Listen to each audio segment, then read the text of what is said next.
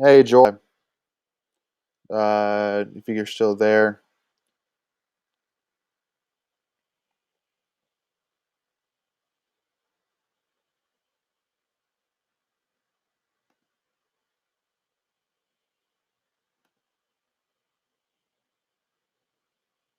Hey, George. Sorry, technical difficulties, my friend. But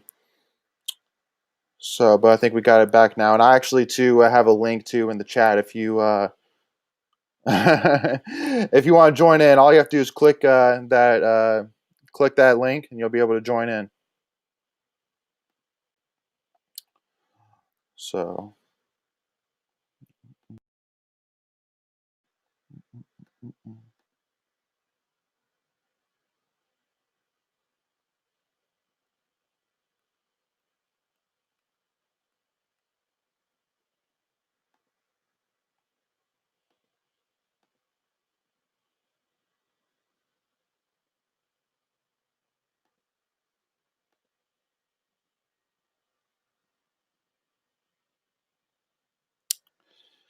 yeah, well, I mean, I'll tell you, it's definitely going to be an interesting thing this weekend. I know they're going against Pittsburgh this weekend, that's definitely going to be a tough challenge. But I mean, they've been hot so far. I mean, there's no doubt about it. I mean, this state baseball has been hot.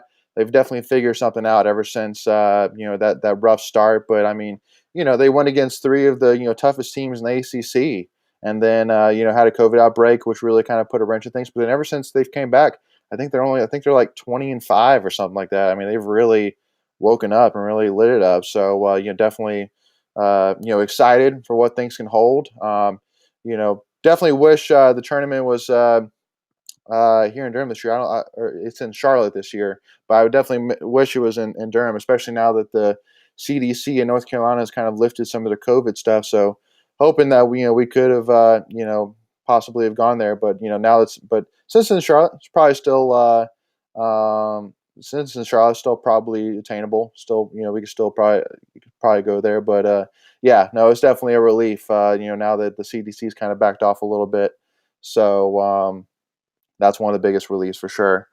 Um, yeah, so hope you're probably thinking the same thing, but yeah.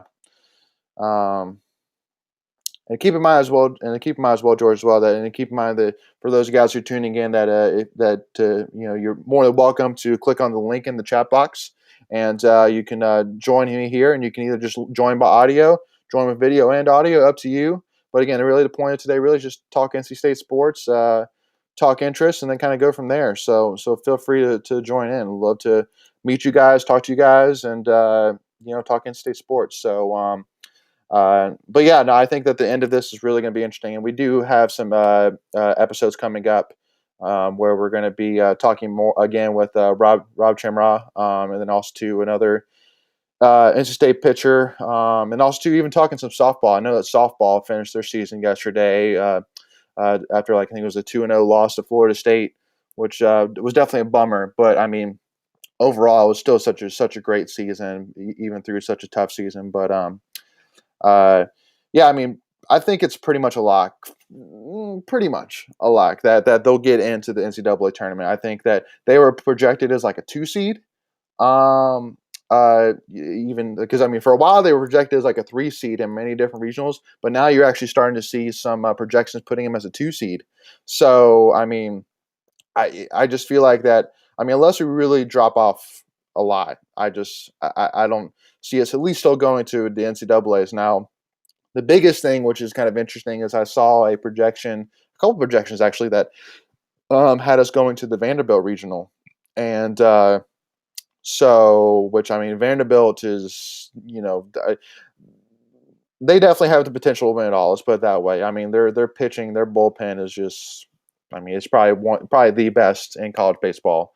And so that would be a tough one to say the least. But I mean, is it doable? Sure. I mean, I think that for this year, I think pretty much what we're saying for all teams, all state teams this year is, I mean, it's kind of tough to really have judge any team's performance this year in terms of, is it good enough or not good enough, just because I mean none of us fans really can understand really what's going on in those locker rooms or in those bullpens. To really, understand. So, how can we really judge, a coach's, ability to be a head coach, especially for us, NC State, through such a tough global pandemic, that's the biggest thing. And so, I mean, definitely hats off to Avon for sure on bouncing back, from, a tough start and a tough situation to really, give us a great season so far. I mean, really great season. So, I mean, to like beat Virginia Tech, sweep them on the road. I mean, that was huge.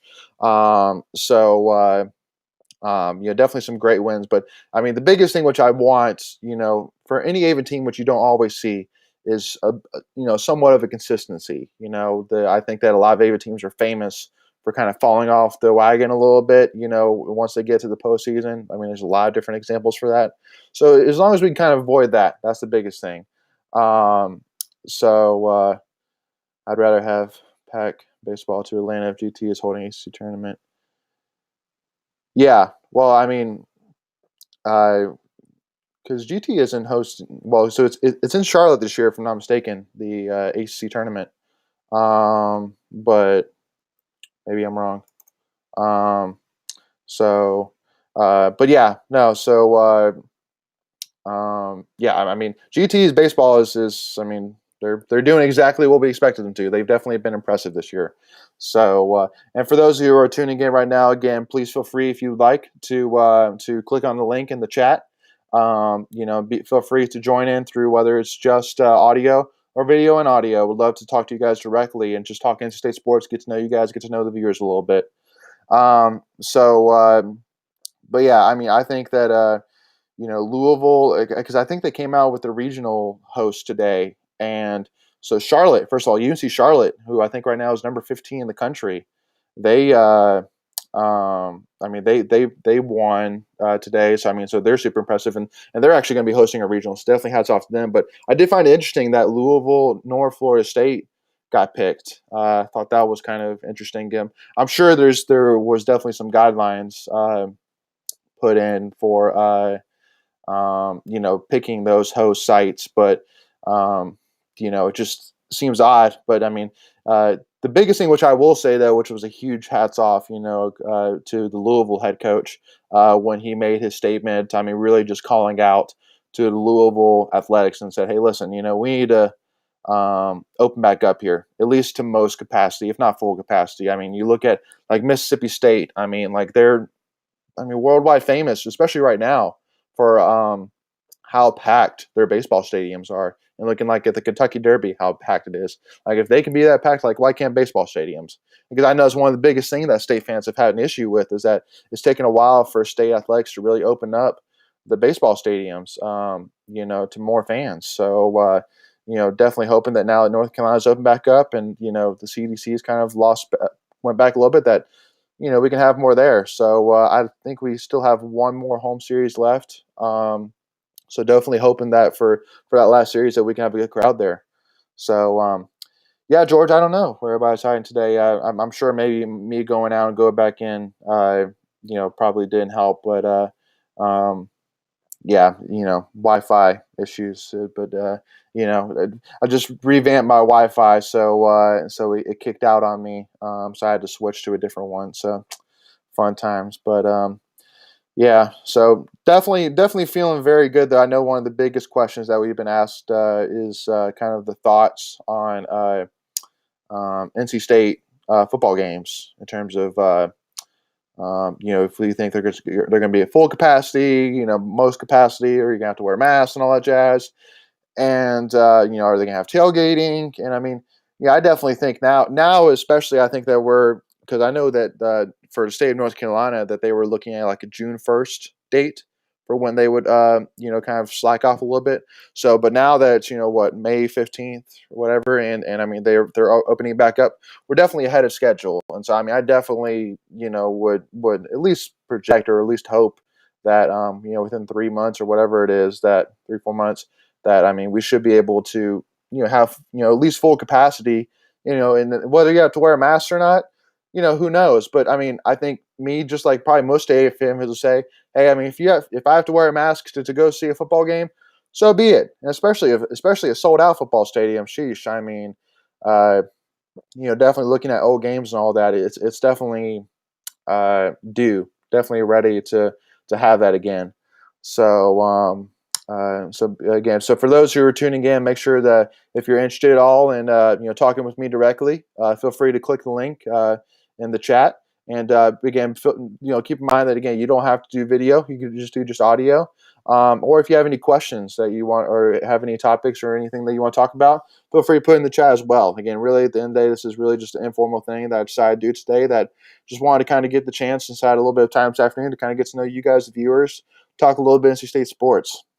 And again, if you could at least let me know who's tuning in. If you give me at least let me know who's tuning in, at least comment it, so that way I can kind of know. That'd be awesome. So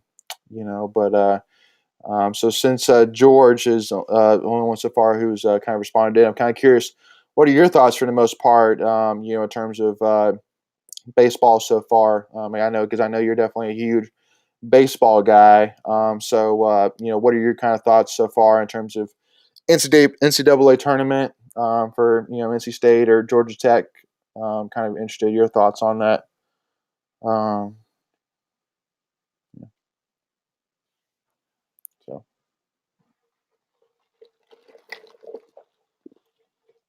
and no, this restream is not sponsored by Taco Bell, but maybe it will be one day. That'd be awesome. I love Taco Bell. That's good stuff. So. And again, while George is talking, so again, it's only me today. So make sure again, if you have any questions or any specific topics you want to talk about, feel free to send them in the chat. Or if you want to talk to me directly, click on the link in the chat, and you can talk with me directly, whether it's just through audio or even adding video in as well. It's really up to you. So definitely again, just looking for as much just really talking into sports. Didn't really expect much from this at all. Just really just kind of want to do an informal thing and kind of get to know you guys. That's all. So so George said apparently I'm the on GT games. I would go back and watch Georgia Tech baseball games back when Veritek and Nomar play. Those were some great days, especially to skip. I'm assuming to skip class on. Yeah. Well, I mean, it's oh hey Emily, how you doing? Well, again, luckily enough, you don't have to have any specific words. Then they, just really, just look and just talk state stuff. That's all it is, really. It's not looking to impress here or throw anything back or anything like that. I mean, I know all of us state fans, especially big state fans, we could talk for hours on state stuff. So that's it. That's all we're trying to do here, Emily. So it's definitely don't be shy at all. But yeah, George, I mean, it's I definitely haven't had any of those memories, unfortunately. Skipping school, it seems like that's almost kind of a lost, treasure these days. Especially even when I was in school. I know from my parents, they were talking about all the time, skipping classes, skipping school, and all that. And I don't know, just some which I never really heard of, or like meaning between me and my friends. So, yeah, but yeah, Emily. I mean, definitely looking forward to a full card Finley Stadium. I mean, that's I think. Uh, I can't even like put into words. And I'm sure you guys probably feel the same exact way that a sold out Carter Finley Stadium is sounds amazing. And it's something that I think that none of us will ever take for granted again. To be honest, I mean to lose it, and I mean because again, I would even say that even the 4,000 people that were showing up, that were showing up for state games last year. I mean, they were great crowds, and like especially now, one of the big things I'm looking forward to is Big Sean's new song "Raised by the Wolves." I know that's going to cause a great crowd reaction whenever that's played in a full Carter Finley Stadium. I'm sure that's going to be lit. So definitely looking forward to that.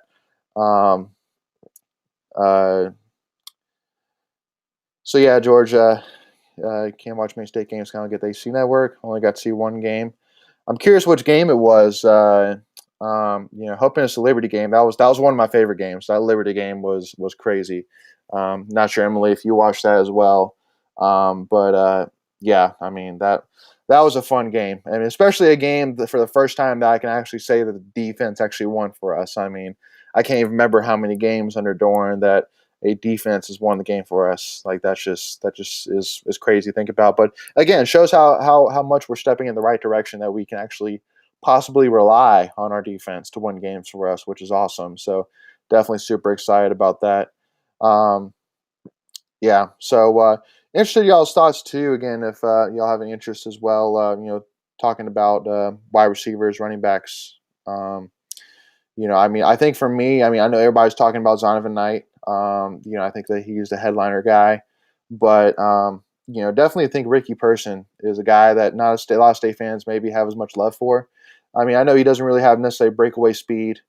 He's not like a bigger back, like he's a larger back, but he's not like Reggie Gillespie big. So he's I wouldn't really call him a power back, but I really would call him an all around back. And then you got Jordan Houston, who's more of the speed guy. So you got a lot of speed in that backfield for sure this year. So yeah, I'm definitely looking forward to a healthy Devin Leary this year. I mean, I think that's key. I think that is super key this year is health wise. If we can stay healthy, if Devin Leary can stay healthy, if Peyton Wilson can stay healthy, if Tanner Ingle can't get thrown out for targeting, that would really put us in a great position to really turn some heads this season. I think that is the biggest thing, no doubt. Uh, but yeah, I mean, Devin in the time that he was playing last year was super impressive. I mean, I'm sure that Dorn's probably called in Avon, because I know that from my time in NC State that usually one practice a year during the summertime they usually bring in Avent to or maybe it was even the spring. So they usually bring Coach Avent to teach the quarterbacks how to slide.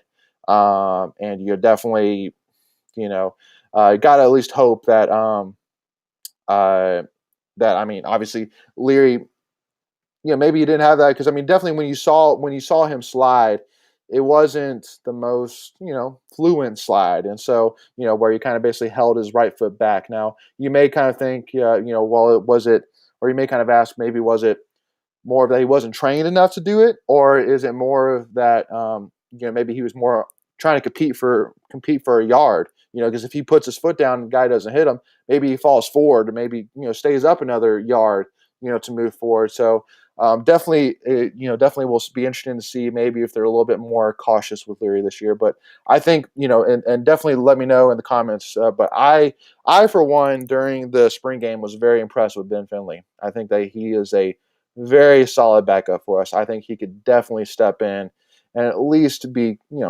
within ballpark of Leary in terms of his production. But I mean, Leary was super impressive last year, especially the Pitt game.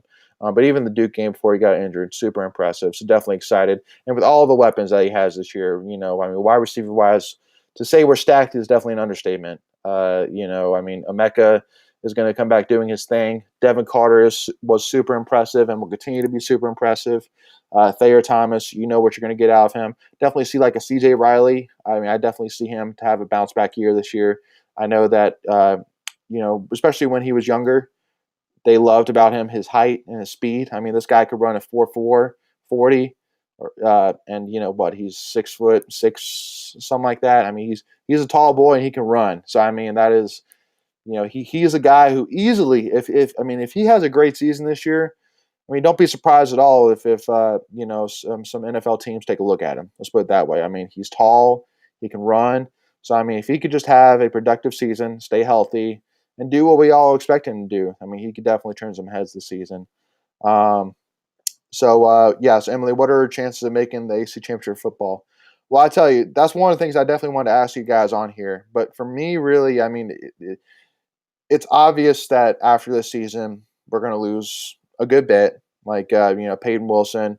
I mean, assuming that because the one thing that is holding Peyton Wilson back from being easily, I would say, a first round pick is the missed tackles. He had a lot of missed tackles last year. I don't have necessarily the stats in front of me, but I know that's the one thing that really is kind of holding him back. So I think if he can clean that up, then he could easily, be a first round pick, or at least a second round pick. So I definitely see him going. Emeka's going to go. CJ is going to be gone. Will be interesting to see what happens with Thayer. I know he could have one more year, but definitely be interesting to see what happens with them. I know he hasn't done anything with baseball, so it seems like he's full in with football now.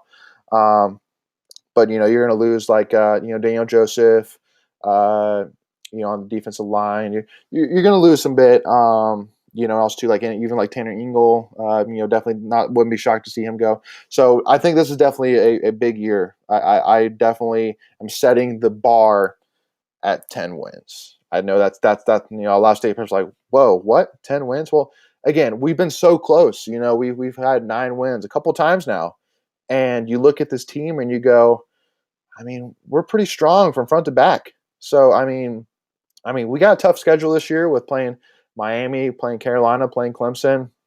It's a tough year, but again, I mean, I think this is our best year to do it. Simple as that. As long as we stay healthy, I think that we can do it. Now, in terms of winning AC championship, you got to go through Clemson, Miami, and UNC. Those are the three guys that I think even Las Vegas has ahead of us in terms of having the best chances to win the AC tournament, AC championship. So, I think that Miami, we almost had them last year, and I think that with how our defense has been playing, and I think that we could try and hold on to Derek King and definitely keep him at bay and try and win that, and then. UNC, they lost a lot. Obviously lost their best two running backs. They lost their wide receiver. They still have Sam Howell, so I mean they still have their key piece, so they're still going to do great with just that at least. But I mean, again, I think it's a great position for us. I mean, look at Clemson. I mean, are they going to be a great team this year? Oh, absolutely. They're going to be a great team every single year. So that's why you kind of have to just hang your hat on what's our best opportunity.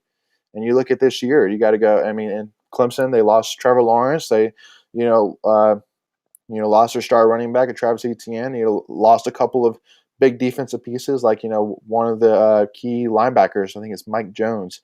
He transferred to LSU, so that's definitely I mean, they're going to have guys that fill that. Simple as that. But is it experienced guys? That's the thing. I mean, experienced guys. There's a lot of young talent that Clemson has this year. So it's at state this year. So, I mean, this is the perfect time to take advantage. And finally, for Doeren to get that big win against Clemson. Now, the biggest thing, which I do wonder, and I do hope, is that because, I mean, we play Clemson. Clemson's our first AC game, if I'm not mistaken. I think it's the fourth or fifth game. We play Clemson at home. So you just think to yourself, because we're all state fans here, and we go, oh, man, what if he beats Clemson, but then loses to somebody and doesn't win the Atlantic? Like, that's just like the worst case scenario here. And so, I think that Doeren, for the most part, has done a good job of, you know, I wouldn't necessarily say a good job, but just, I mean, he's beaten the teams he's supposed to beat, but he's lost to the teams that he's not supposed to beat. So now you may say, well, that's not really impressive, or at least it's, not as frustrating. I mean, you're losing teams you're supposed to lose to. You're beating teams you're supposed to win to. I mean, so like a Tom O'Brien, he's famous for having a huge win and then losing to like Virginia or getting crushed by Virginia or something like that. And so, because like you look at 2010, you look at that team with Russell Wilson, Owen Spencer, Darrell Davis, the defense we had with J.R. Sweezy, with, I mean, Brandon Bishop. I mean, that was a stacked team, David Amerson. And so for the fact that we beat Florida State and then we lost to Clemson and then we lost to Maryland, like literally, I mean, we just had to not lose one of those games, and we would have made it to ACC title game. I mean, so and we probably would have won it all, to be honest. So definitely, I always look back at that year as like the man we should have had it that year. That should have been our year, kind of deal. Yeah, I definitely agree with you on that. If Emeka and Leary stay healthy, it could be special. Somebody actually mentioned to me as well that Devin Carter should be considered the wide receiver one for us. Which, I mean, again, wide receiver one, it's tough to say for now, but because I know that Leary trusts Emeka. I mean, he's played with them for a couple of years now. Emeka's played a ton of games. I think he's like fifth or sixth in terms of total catches in the state history, something like that. So he's played a lot of ball. So I think he's really going to rely on him and guys like Thayer. But Devin, I mean, I totally see him. Especially assuming that Devin comes back next season, which he could, but I mean, like he could leave, but I mean, I definitely see him coming back. I think him and Devin could be one of the best duos in college football next season, or not this coming season, 2022. After Emeka and CJ leave, definitely see Devin Carter. I mean, that dude's a beast. That dude's fast. He's strong. He's tall. he's got it all. Like definitely George McDonald did not leave us no scrub in Devin Carter, that's for sure. Um, so yeah, George, what happened to your partner in crime today? Yeah, so Macon, so he has a date night with his wife every Friday night. So I kind of just took this up again on my own, just to, I had some time myself, and just said, hey, let's just take this opportunity and go talk some NC State stuff with some viewers and some fans. So yeah, just me today. So redshirt McLaughlin. I mean, I would say so. Because especially with how NCAA rules are these days, you can easily, like, if, like, let's say we're crushing like USF the first game, then you can bring McLaughlin in and still get him a lot of playing time to get some minutes. But obviously you're going to give a lot of those minutes to Ben Finley. So I definitely foresee a red shirt for McLaughlin. And then if for some reason you have to burn it, then you have to burn it. Now, do you foresee that? No. Do you hope for that? God, no. I mean, because that means you have to basically go through Leary and Finley to get there. So, but yeah, I mean, one of the biggest interests for me, really, for especially after Devin leaves, is between Finley and McLaughlin, who gets it. Because I know McLaughlin is by far the most hyped quarterback for us. I mean, like, a dude can run fast, he can toss the ball. I mean, he's definitely exciting to watch. But Ben Finley, I mean, first of all, he comes from a great bloodline, being Ryan Finley's brother. But I mean, you see it. You see the toughness. I mean, that dude literally got popped in the spring game by, I think it was Tanner Ingle, if I'm not mistaken, or he got rolled by Tanner Ingle on accident. And I mean, he played through it and played well with second stringers against our first string defense. So I mean, I don't know about you guys, but I mean, I feel very comfortable with Ben Finley, and so it'll be interesting to see what happens with that, in terms of whether Ben or Aaron get that. So, um, do you think the coaches would be better making? Do you think the coaches would be better making in the game decisions? Not 100% sure what you mean by that question, Emily. Would be better making in the game decisions. So, are you talking about? Do you think the coaches would do a better job this year of making in-game decisions? Is there a certain example that you're speaking of, maybe where they are you talking in terms of play calling?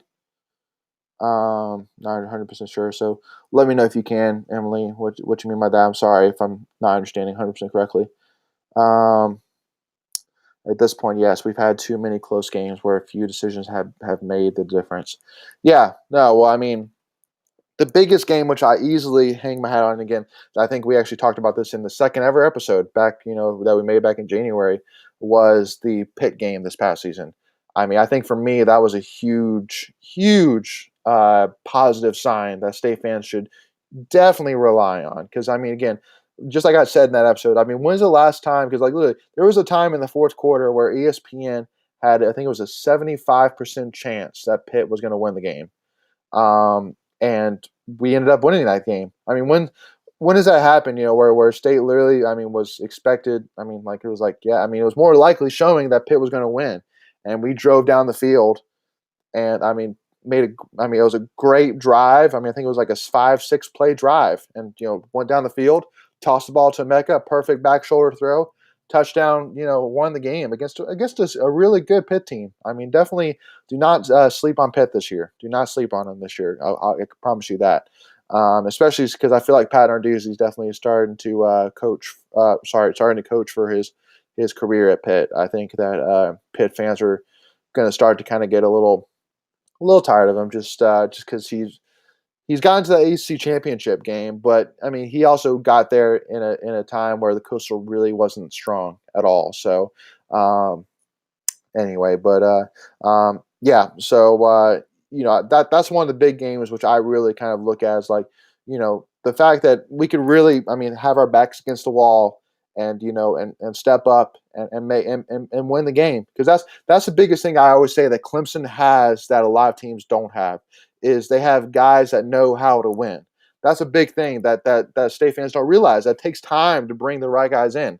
Like, for example, look at Dabo when he had Taj Boyd, you had Sammy Watkins, you had DeAndre Hopkins, you had Vic Beasley. You had a stacked team, but yet they weren't winning ACC titles. Florida State was, whatever, because at the end of the day, not to hate on them at all. They were all great players, But again, they didn't know as a team and as a program how to win consistently. And that's a big thing that Clemson does these days is whenever they're for the most part, whenever their backs against the wall, they find ways to win. Even if they're not playing their best, they find ways to win. Like you look at back at 2017 against us. I mean, we came out, picked off the ball, and then by Tim Kid-Glass, and then drove down the field, long pass to Kelvin Harmon, touchdown. And you look at that and you go, ooh, okay now. I mean, the state's got something for him this year, and then I mean they found a way to win. Now you can't say but the refs this, refs that. I mean that's neither here or there. I mean I'm not one usually to necessarily say we lost the game because of the refs, but I mean but again, that's always going to be known. Like, coaches, especially, at state, will always say when a top team in the ACC, like a Clemson or a Florida State or whoever, at the time, like if they're, top 5 in the country, are they probably going to get some calls their way? Probably. I mean, it's just the name of the game. I mean, you see it every single time. So it's going to happen. So you just got to find a way to win. Period. You got to find a way to win. And so that was the big thing for Pitt. So Emily, like what Beck did versus Miami with the play calling. I mean, offense wise, I mean, I know that like if you look at the last drive where Hawkman threw the interception to end the game to basically ice it for Miami. I mean, you definitely look at that and you go, man, like, he could have done better there, or, the play call could have been better there. I mean, at the end of the day, he did put up 40-something points against Miami. I mean, we scored enough points to win that game. As simple as that. But just, unfortunately, I pretty much give that game to, I mean, De'Aaron King is an amazing quarterback. There's no doubt about it. That dude can throw the ball. He's fast. He's elusive. He's experienced. I mean, he has everything it takes to be, in my opinion, ACC Player of the Year this year.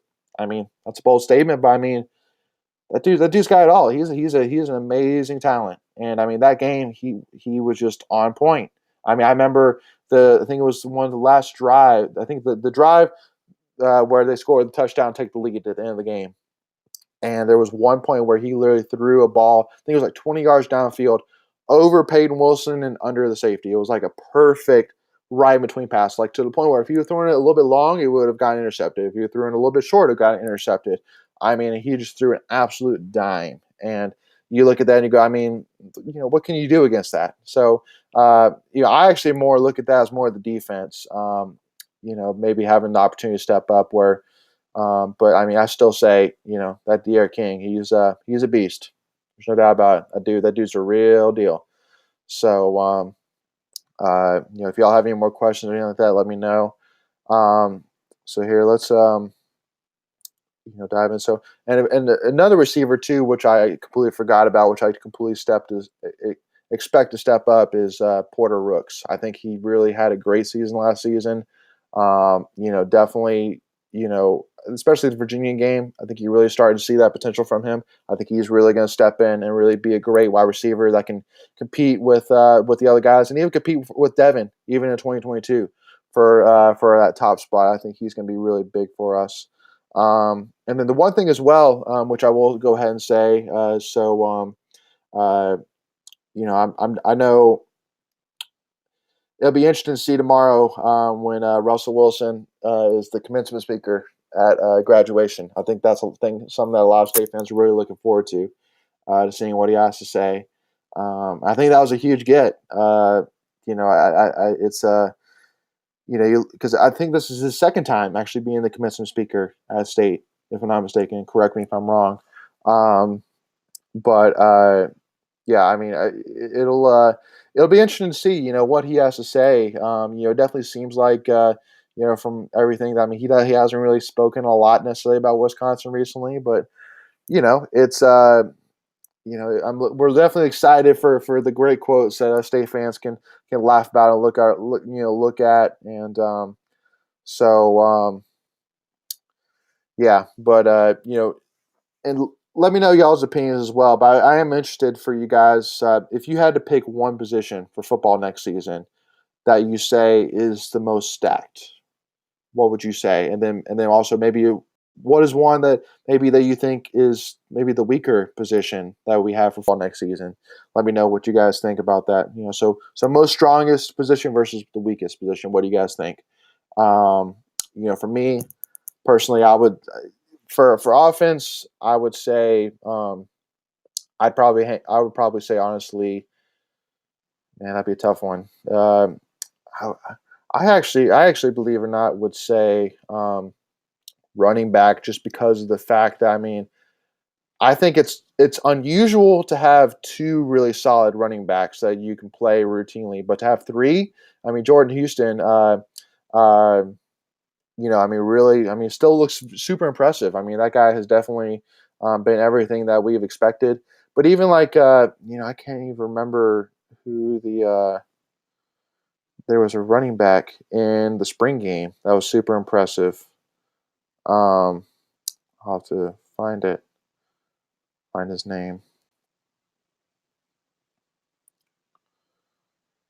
I'm looking through the roster right now. Um,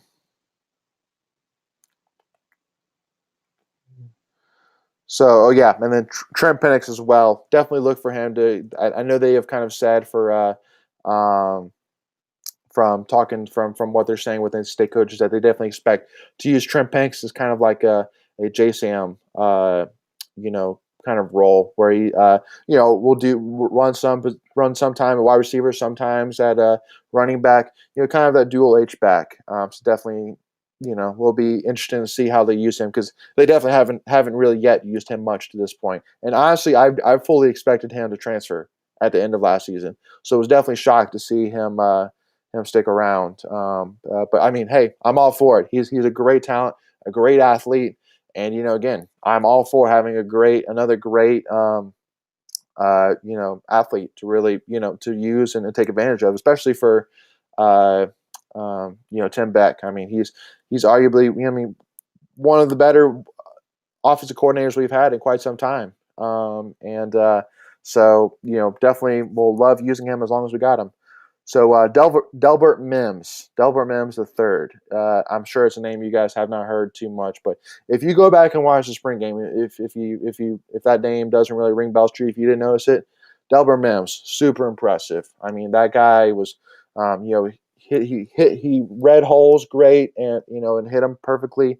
He's more of a power back. He's 5'11", 220. So definitely got some size to him, and definitely see him getting some minutes. He definitely seemed to earn it during the spring game. But yeah, for defense, I would definitely say linebacker. Linebacker Dre Thomas. That's another guy. That easily. He's a beast as well. He's a do it all linebacker, and then Isaiah Moore. Who's played a lot of games for state. He's been super impressive, and so we're going to rely on him a lot as well. So between Isaiah Moore, between between Dre Thomas, between Peyton Wilson, there's no doubt that it's going to be super impressive this year. Now, the one position I would say that I'm a little bit curious about is tight end. Tight end, you got your Dylan Parham, who was he actually got recruited in as a quarterback. But then he got switched to tight end. He's a redshirt senior. So, and he's played a lot and has really, taken on the tight end role really well. So, definitely see him having a big season this season. But, like it's definitely gonna we're definitely gonna have to see a name that maybe you haven't really heard before. Obviously, losing Kerry Angeline was a tough loss, and losing Dylan Autenreith, that's going to be a tough loss, really, for the run blocking. He was a great run blocker, tight end. It's definitely going to lose that. But let's see here. So like Camden Woods, he's a redshirt sophomore tight end. Cam Walker, the redshirt freshman from Canton, North Carolina. So it's definitely going to be interesting to see. I know for me, tight end wise, I don't think we really use tight end that much during spring game, but it'll be interesting to see what happens in summer ball. What happens in terms of who stands out as kind of the number two tight end besides Dylan Parham. So that's the one position I would say probably this whole team that I'm the most interested or not necessarily nervous, but interested about in terms of what's going to happen with that. But it's a very young position as well. I mean, literally everybody except for Dylan is a sophomore or younger, so a very young position. Um, but definitely expecting the biggest step up from the defensive backs. I think Tanner Engel, you know, Jakeem Harris. He was super impressive last season. Um, I think those. I think that's going to be your two starting. Your two starting safeties. But I mean, I know you even got we even had a transfer in from Marshall. That play during spring game was super impressive, and then we actually got two other defensive transfers, both from Florida State. One in Corey Durden, and who plays defensive tackle, and then I can't remember this, but it was a safety transfer from Florida State, and so again, I think that we're going to be super, super, super deep at defensive back. So, which is why, with all the losses and all the transfers we had at quarterback, I mean, we got a ton. I mean, Shaheem Battle, Cecil Powell will probably be our two starting cornerbacks. But again, the Marshall cornerback, he's going to compete for minutes. So, I mean, again, it's definitely not a worry at all. I think in the quarterback in terms of having options. Uh, so I'm trying to find also too. Yeah, I mean Chris Ingram, Aiden White. That was a freshman last season. That especially during the Liberty game had the interception was super impressive. So I mean that's easily 5 cornerbacks right there that could easily jump in and start. Or play minutes for us. So again, for those again who are tuning in, if you have any questions or any specific topics you want to talk about, or any thoughts at all on state sports, feel free to comment them in. Or even if you want to join me in here directly and talk directly anything about state sports, again, whether it's just through audio or audio and video, please feel free to hit the link in the chat. We'll be more than happy to do it. So in the kind of transition, one thing which I will say as well. So NC State sailing. I know this might be a little bit out of the blue, but one of the big things which I saw is so they're actually about to go compete at nationals in Annapolis, Maryland, and it's actually the first time the NC State sailing has made it to nationals in the program history. And actually, for those state fans who don't know, it's actually the oldest club sport at NC State. It's actually been around since about 1950, so it's over 70 years old. And this is the first time that they've qualified for nationals. And it's from June 7th to June 8th in Annapolis, Maryland. And so due to COVID, NC State hasn't been able to financially support them for nationals like they usually would. So they're looking a lot for donations. So if you just Google Sail Pack and go to their website, there's a way on the website where you can donate to them. I think they said that the total cost estimate was around $8,500 for lodging and travel and all the fees associated with going to it. So make sure as well, please, if you can't donate directly, please definitely share that around, and I'll probably definitely make a tweet about it so that you guys can share it with followers and friends as well. They definitely could use the support for sure, and especially since again they're going to go support us in national championships. So definitely huge congrats on them, and they definitely deserve to go. Tayshawn Smith, that's another one as well. So yeah, again, cornerback, we got options. Yeah. So other than that, if anybody has any more questions, I think that's about it for me. And then the other thing which I will talk about too is so for basketball, definitely curious in y'all's thoughts about that as well. That was one of the big things I was interested about was obviously oh man, I'm completely blanking, but the guard that just transferred from us, I'm totally blanking right now. But I know, how can I forget that name? I know, but it's definitely going to be another deep team this year with adding Breon Pass, adding Tequarian Smith. And then we got a transfer coming in from Virginia. It's going to be a guard-filled team, no doubt, and definitely expecting a big step up this year from Manny Bates. So but again, the offseason isn't over yet, so we'll see what happens with it. Definitely be interested to see if they bring in another guy to replace the spot that was lost due to the transfers. So, but excited to see what happens. Oh, George, so sailing, NC State sailing, the club sailing team is actually heading to nationals. And again, this is nationals, not just club nationals. This is like against teams that because if there is no like club that's separate from varsity club, they're all competing against each other. So there's one national championship, and for club and varsity, and they're going to national championships, and we actually just finished interviewing them. So there will be an episode coming out, but to kind of give you guys kind of the general summary. So basically, they are a part of. It's not the ACC, but it's basically kind of a combination of like the SEC and ACC teams together. And then some smaller schools like UNC Wilmington, College of Charleston. They're in this conference. So there's over like 30 teams, so 30, and only the top three finishers qualify for nationals. So 3 out of 30 some odd teams, and they were third. They finished third, so they qualified to go to the national championships in Annapolis, Maryland, which again the first time ever in program history. So I mean, huge accomplishment, and definitely I think from the interview they have plenty of guys and gals to continue doing this every single year. So and again, we did record an interview with them, and so that episode will be airing here in the next week or two. So definitely make sure to keep an eye out for that. Definitely check it out. Really just trying to kind of show off. Again, at Tuffy Talk, we're trying not to just put the vision on football, basketball, the main revenue sports, but on the non-revenue sports as well. Whether it's even club teams, including sailing, and especially what a perfect time right now where they're really looking for support as they're heading to nationals. So. But yeah, George, I to tell you to be honest, 100% honest with you, I hadn't really heard much of it either. But we were actually lucky enough that the sailing head coach reached out, interested, and couldn't say no to him whatsoever. So definitely, it was a great interview. So definitely make sure to check it out when it does come out. So.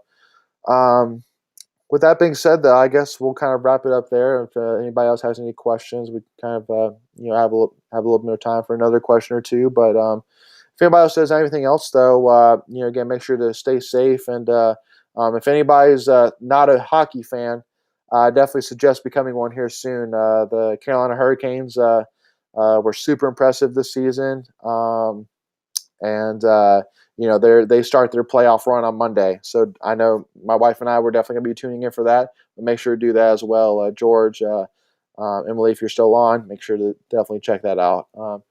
Ice Pack is a club hockey team.